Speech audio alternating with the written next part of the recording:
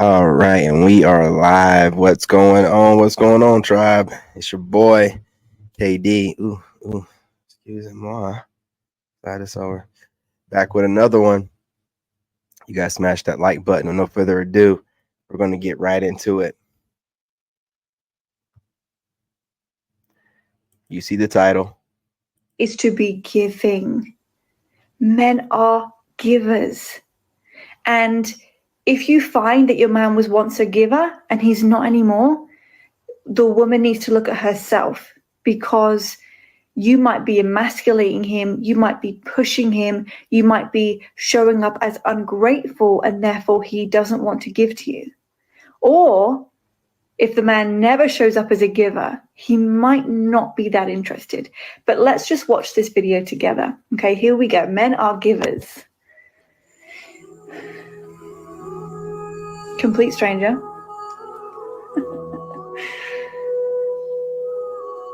Boy, she got Are you that. okay? Oh, she trying to. What was that? Some throat action? Do you want me to get you one? Right? Do you want me to go get you one? Let me go get you one. No? She got a thick neck. I want yours. Are you okay?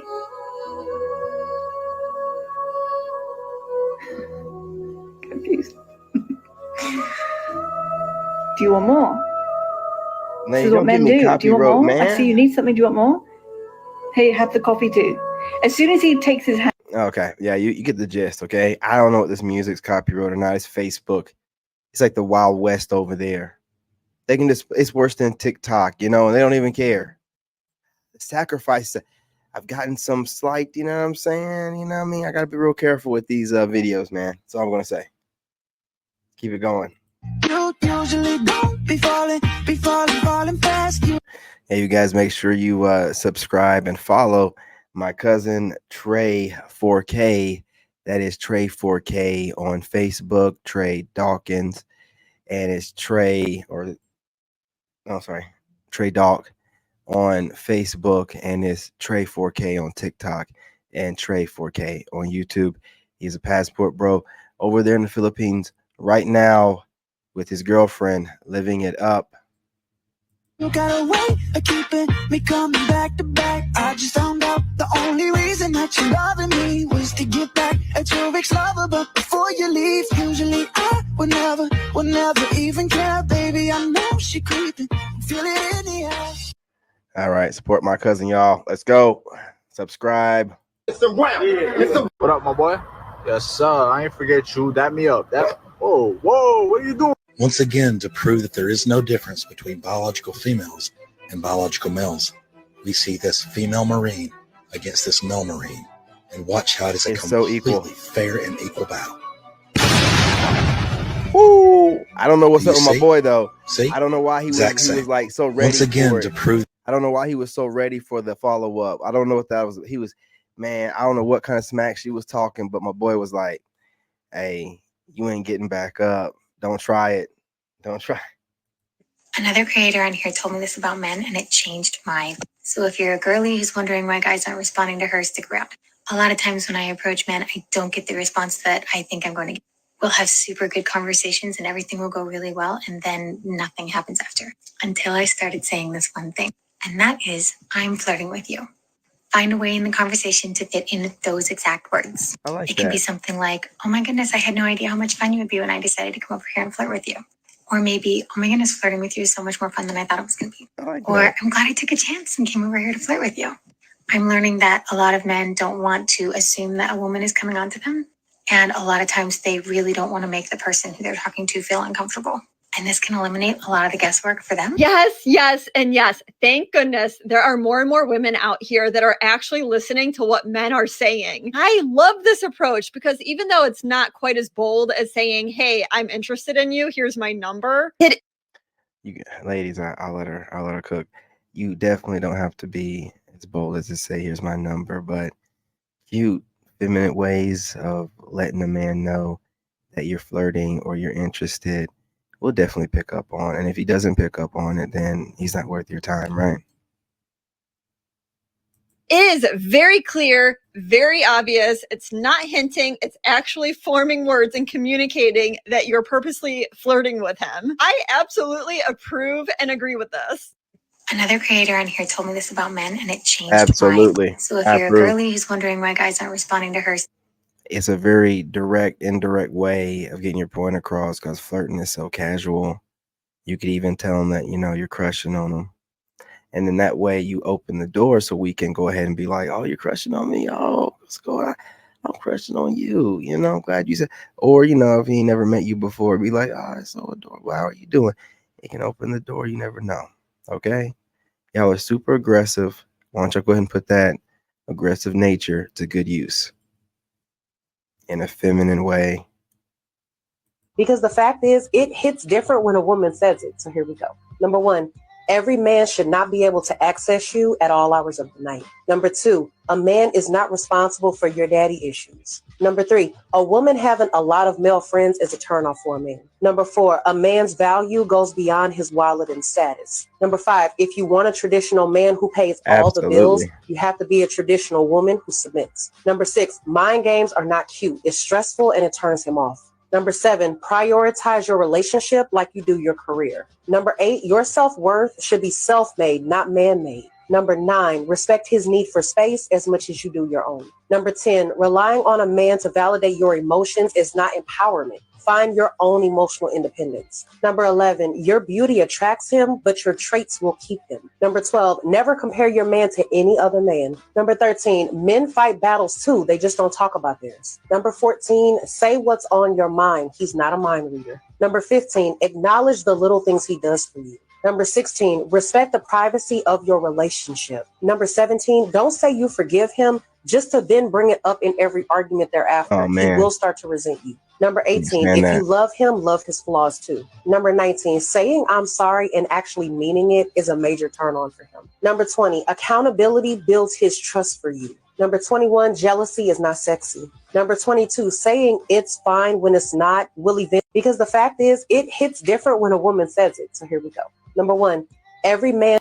I might get a copyright for that one. It's a couple that I helped a couple of months back in regards to the relationship, right? And I knew that it wasn't going to work. I knew it wasn't going to work, but I couldn't tell them that it wasn't going to work. I just had to do whatever I could, give them as many exercises to practice, to utilize in the relationship, to implement, to see if it could work. But I knew deep down in my heart that it probably wasn't going to work, right? And I'm only saying this because I know a lot of times women feel like they can do no wrong. And the crazy thing about it is the man is in an outstanding relationship now. And the woman, it's not. She's suffering. She's going through it. So she reached out to me, and this is a story I want to tell you guys. So she goes, Kitty, I did everything that you told me to do, blah, blah, blah, blah, blah, blah. And mind you, I've talked to this man already. He's reached out to me. And everything that I taught them, everything I told them, utilize, implement, he's doing it now in the relationship that he is in. That was just the wrong woman. And I'm sorry, baby, if you see this video, I know I've already told you, you were just not the woman. So she asked me, Kitty, what did I do wrong? And I said, do you want me to be raw with you? And she said, yes. Okay. So I told her, okay. You had this princess syndrome where you felt like it always had to be me, and everything that I said went. And that if I was not right, he was not going to be happy. You belittled him. You emasculated him. I said, you didn't watch your tone. You reacted before you responded. You didn't take time to comprehend what it was that he was saying. And he heard you nagging instead of actually listening. You waited to play that number plus one game. Okay, this is a number of things that you have done to me that he's telling you. And then you say, well, this is a number of things that you have done to me plus one. You had a warped mindset to where you believe that, hey, it's going good right now, and I need a little bit of attention. So bad attention is better than no attention. Instead of understanding that now you are transitioning into a healthier space. So there's going to be peace. It is going to be serene, but you didn't know how to adapt to peace and serenity because of your chaos from your childhood and your past traumas. You brought those into this relationship and you blamed him for the mistakes of your partner. I asked her, do you want me to continue? Because the list can go on. And everything that I told you to do, as you're saying you did it, you did not. You went back to what it is that you knew. And she said, well, Kitty, can I get him back? You can't get him back. You lost him, and you should not be worrying about getting a partner back until you fix yourself. And the only way to fix yourself, as I always say, ladies, is to be accountable for your shit. And I understand it sucks when they move on, but I'm glad that he moved on because he was ready. It was the right time for him, and you were the wrong person. It was a couple that I helped a couple of months back in regards to the relationship, right? And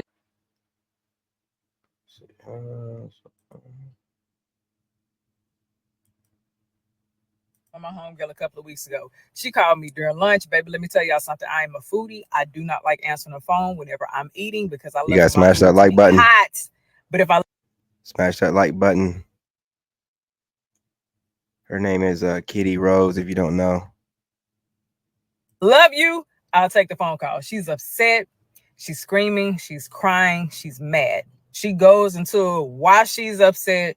Then she starts kind of spiraling. She starts saying, you know, I don't need him. Talking about her husband. I don't need him. I can do this alone. I can leave him right now. I'm going to leave him. Blah, blah, blah. All right. Each time that she had a break in that rant that she was going on, I tried to speak. She wouldn't allow me. Shout out to my cousin for sending this over. I appreciate you. That was very sweet of her. To speak. My friends already know. I'm the person, I don't like to therapize my friends unless I absolutely need to. But I am really big on helping people understand that sometimes when your emotions are so high, it clouds your judgment and you say very irrational things and you act irrationally. Now, granted, as I'm listening, I realized that what he did, it didn't warrant this reaction. This is something else that's going on. She's going on a deep end, okay? And like I said, I like my food to be hot. So I'm eating, I'm listening, but I really don't like to be disturbed when I'm eating. So I'm like, all right, hold on, honey. You're going to let me speak? You're going to give me a little moment? I'll let you vent. Like at this point, this is over 30 minutes. I've let you vent. I've let you get it out. Do you want me to say anything? And she's like, no. She's like, I already know what you're going to say. No, I don't want to hear that right now. Okay, that's fine. I've listened to this conversation. I've listened to you speak and run in circles. And not one time, because it seemed like every time you got quiet, you wanted me to interject. That's what it seemed like to me. But then when I did so, you start talking over me. So I told you, you know what? I'm going to let you figure that out. Whenever you're ready to have a conversation about this and actually work towards a solution, you can call me. But as of right now, I'm going to enjoy my food boundaries. Now, to get to the point, after a couple of days passed by, once, you know, she's kind of like resolved in her mind, her temper was better. She was able to actually process things. She calls me. Unfortunately, the damage was already done in her marriage. But she calls me and she says, I need your help. Okay. All right. Now we're working with something. Now, let me make sure that I have the capacity to be able to help you. Luckily, that day I did. So she was like, in this situation, Kitty, what would you tell a couple? Okay. The main thing is that she kept on saying that she didn't need her husband. My first go-to is, did you tell him that? Did you tell this man and you didn't need him? She says yes. Oh, she don't need no man. Jesus. Okay. How did that go? What was his response? He blew up. Okay, well, if you don't need me, I don't need to be here. They ended up sleeping in separate beds that night, didn't talk to each other for a couple of days. So then I asked her, okay, do you feel like you don't need him? I don't need him. I don't need him. I can do this alone. I'm independent, blah, blah, blah. All right, cool. So leave him. That's not the answer I wanted, Kitty. Well, stop saying that you don't need him. You married this man. This is your partner in life. Stop telling your spouse that you don't need him. This is your husband. So if you don't know, I'm all about perspectives. So let's look at different perspectives. All right. You say you don't need your husband. All right. You got friends? Yeah. You need your friends? Absolutely, I need my friends. Okay, why do you need your friends? We go down a list. They're my support. Whenever I'm going through things, I can talk to them. We share memories. We laugh together. We go through life together. All of that. Okay, you need your friends. Do you have those same moments with your husband? I heard her smack her lips. No, let's be for real. Let's be for real. Do you not share laughter with your husband? Do you not get through life with your husband? Do you not get different perspectives and advice and support and encouragement and things like that from your husband? Yeah. In that moment, you didn't. Or am I mistaken? She goes, in that moment, I didn't. I felt like I wasn't getting the right amount of support. So you just completely cut off your husband and say you done with him. You don't need him because in a moment he had something that pushed against or maybe in a moment he had a just whatever, just human fault, because we're human. He had a moment where he couldn't be the support that you needed. But whenever you're